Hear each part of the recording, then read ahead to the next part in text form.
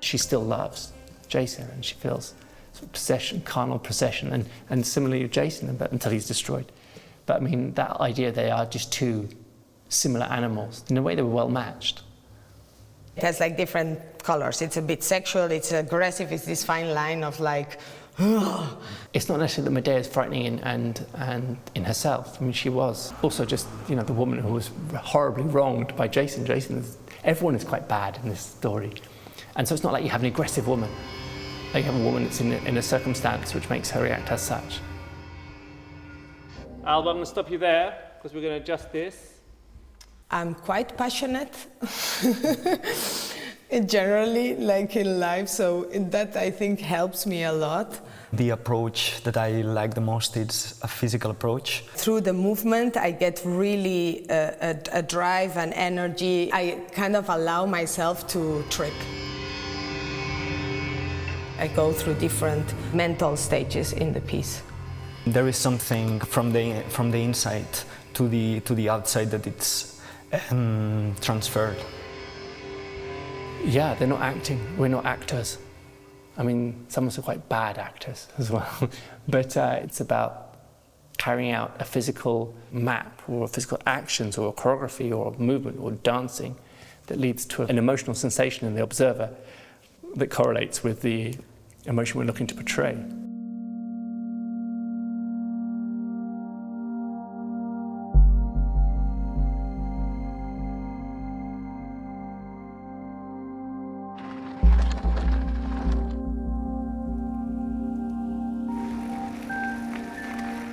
Just cycling through the mountain, being outside, being alone in the forest. It's kind of meditative for me.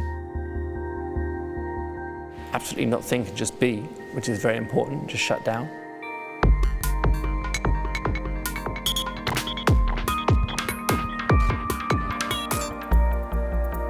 Completely detached from my work, because the work, certainly since the beginnings, was almost obsessive. So the biking has always been something that just took me away. It was just a break.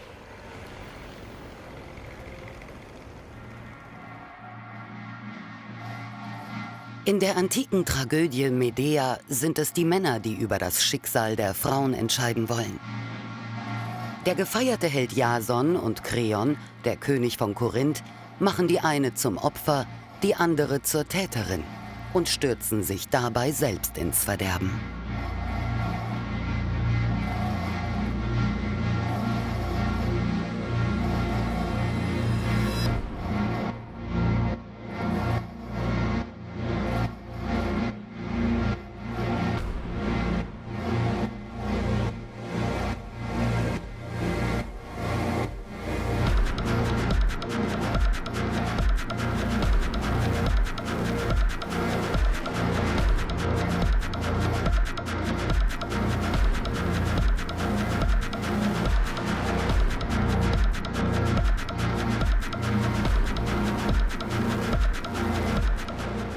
quintessential two-men duet is that big power lifts and them throwing each other around.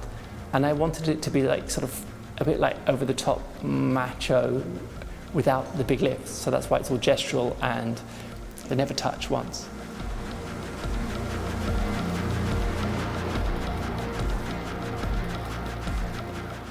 Good music can save bad dance, but good dance won't save bad music.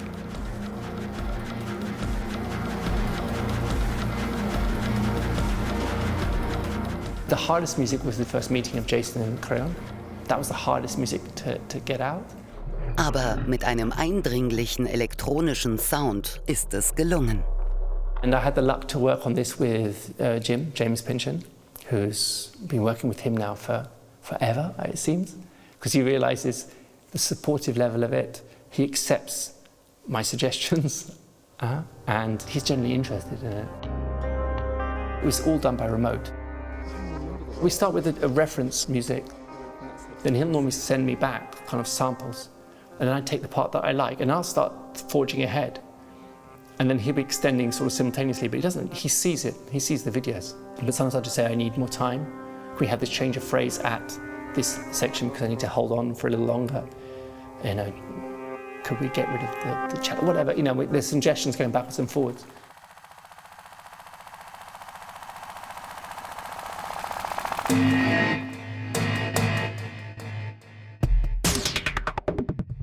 Sometimes we are very tired and the music really, you know, you can grab onto the music and carry on. Sometimes you don't have to think and the music is already taking you somewhere.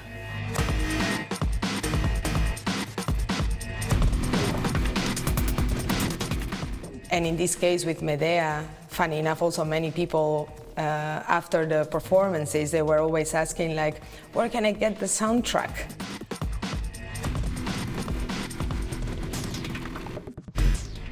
Eine Musik, die es den TänzerInnen fast intuitiv erlaubt, sich in ihr zu bewegen. Doch der Tanz erfordert auch Präzision. So I'm a counter. When I dance, I tend to count. I don't like counting. I never like to count. I'm not a counter. Counting is useful to make big group sections. It's a useful tool. When you work with our own company, we tend to be more free. We count when we need to. I always like to ground myself more into the moment, although there is clear cues and there is clear moments, and every time you hit the 8, of course. There are some points that are super clear musically, other times it's the music that is cued on us, no, on a certain movement or something like that. But there was a kind of atmospheric sound, and then Jerónimo and me always would do a movement and boom. And I was like, my God, how do we do it? We nail it every time. And of course it was Thomas that was the one that, at that point I didn't know that he was cueing that music on us, but so there my disappointment, I was not so like clockwork.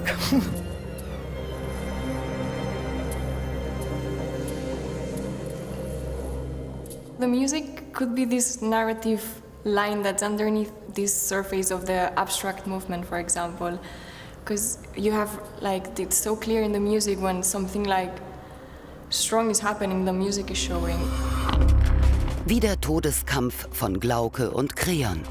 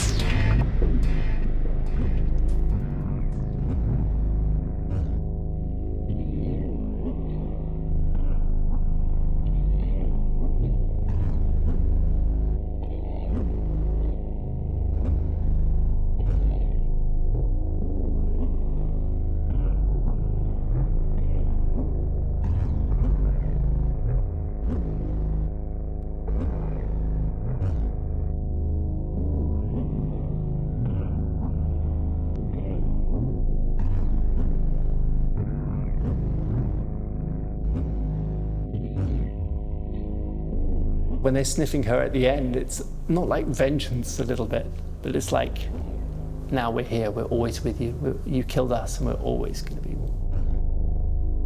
You know, it's like that clinging odor of death. It's with you forever.